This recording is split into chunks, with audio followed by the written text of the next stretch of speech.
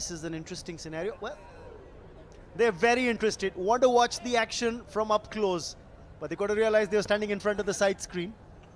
They want to watch the action in front of the side screen. Anyway, Sharath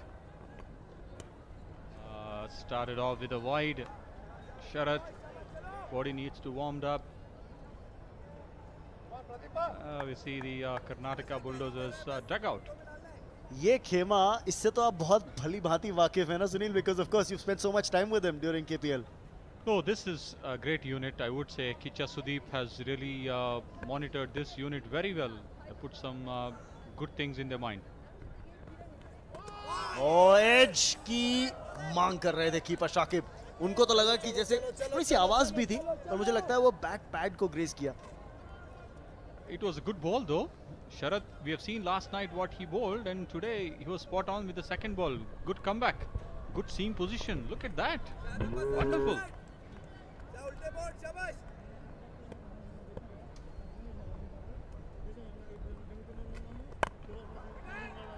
charge देना चाहते थे इस बार, length shorten करी शरद केलकर ने. लगता है देख के कि शरद जब बॉलिंग कर रहे थे, पहले फील्डिंग कर रहे थे, कल भी जब गेंदबाजी करी दूसरे मैच में, क्रिकेटिंग एबिलिटी काफी डिस्प्ले करते हुए.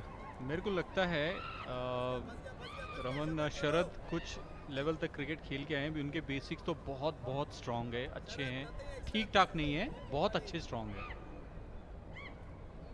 स्ट्रांग तो शरद केलकर भी है, फिजिक पे नजर डालिए.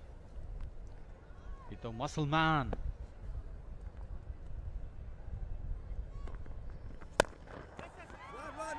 थोड़ा सा बैकअप लेंथ रख लें इसलिए. ओह गलती, और रन्स मिलेंगे. 4 रन जहां पर केवल 1 होना चाहिए था. 3 एक्स्ट्रा रन्स. कैप्टन खुश नहीं होंगे, पर कर्नाटका बुलडोजर्स का खेमा खुश. Absolutely, Pradeep didn't time it though, but got boundary. I think it was not a great effort, I would say so. He could have picked up the ball. Absolutely, Karnataka got another boundary, and Pradeep on strike. Pradeep here is trying to hit little hard, coming hard on the ball. थोड़ी सी commitment और चाहिए fielding के अंदर. गेंदबाज भी यही कह रहे होंगे अपने फील्डर्स से. कर्नाटका बुलडोजर्स का बेंच थोड़ा सा रिलैक्स्ड दिखता हुआ. याद रखिए, इस ग्रुप से केरला स्ट्राइकर्स दोनों मैचेस जीतकर क्वालिफाई कर चुकी है फाइनल्स के लिए. So they are playing for pride and playing for the first win of this season, both Karnataka Bulldozers and the Mumbai Heroes. It's a great thing. Sudeep did mention in the during the toss, Kicha Sudeep mentioned that they are playing for the pride and they love this team, Mumbai Heroes. They have so many friends on that. It's a great fun to be among them. Change of pace था यहाँ पर, थोड़ा सा full रखने की भी कोशिश. I think he is missed out on a scoring opportunity there. Absolutely, and straight to the cover fielder. Juicy ball slot के अंदर. प्रदीप भी जानते हैं इस पर 4 लिखे हुए थे. And we need to remind Pradeep is the power plays have only 1 over left.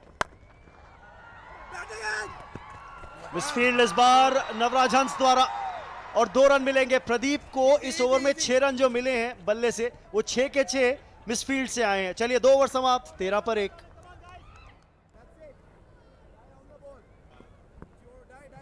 That's the group for us in front of us. Kerala straight away into the finals, and this game has get one team to get into the finals.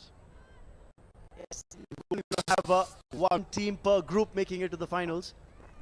So Group A pretty much sorted and dusted. Kerala Strikers, having won both their games, are through. Group B, and the match that's coming up after this game, that's going to feature the Telugu Warriors, who take on the Chennai Rhinos. That is a crucial game, especially for the Chennai Rhinos. They've got to try and win it, because if Telugu Warriors win, they'll have 2 wins and make it through to the final, and they'll play later in the evening. It would be an easy way to go through for Telugu Warriors is concerned. Rajiv picked it up nicely, this one from Manoj Tiwari. Coming back for the second run. Back up. Yes. Kabir did well to get to the ball, kept the batsman down to 2. So Rajiv opens his account with that brace. See some CCL goes with the glamour as well. This is Mumbai Indians dugout.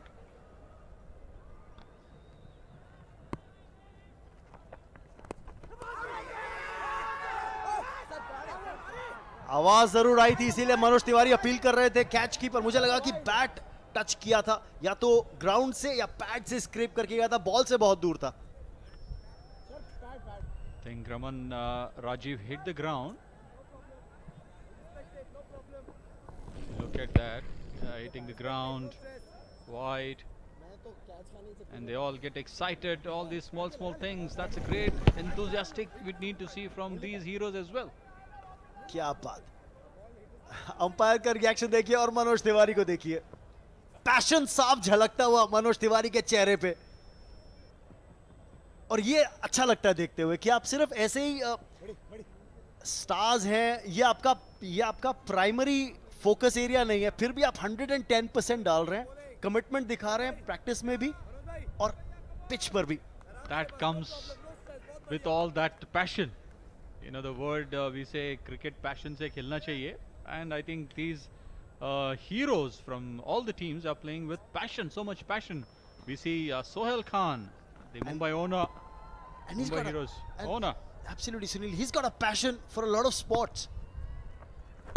Well bowled, Manoj Tiwari. There's a boundary rider at the back. Just a single. Field के हिसाब से bowling करी. That's it. बहुत बढ़िया. Perfect. I think Tiwari is a smart cricketer, and he has played decent cricket in his heydays, and yet he looks to be competitive even at this stage. कितने ऐसे खिलाड़ी हैं जो innings के अंदर bowling भी ओपन करें, batting को भी ओपन करें और क्वालिटी क्रिकेट खेलें. मनोज तिवारी उनमें से एक.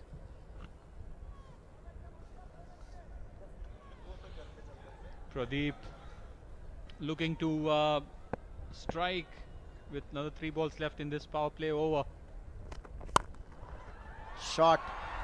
And that's it straight. It's got to be 4. There's a fielder at long off, but he didn't even move. Sharad Kelkar knew he had no chance to get there. Another boundary for Pradeep. He goes up to 14 now. The happy dugout from Karnataka Bulldozers. Nice and straight. Pradeep.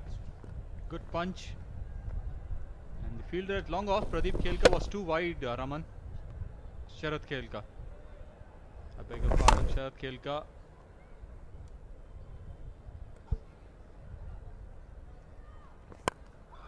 पर ये chance बन सकता है.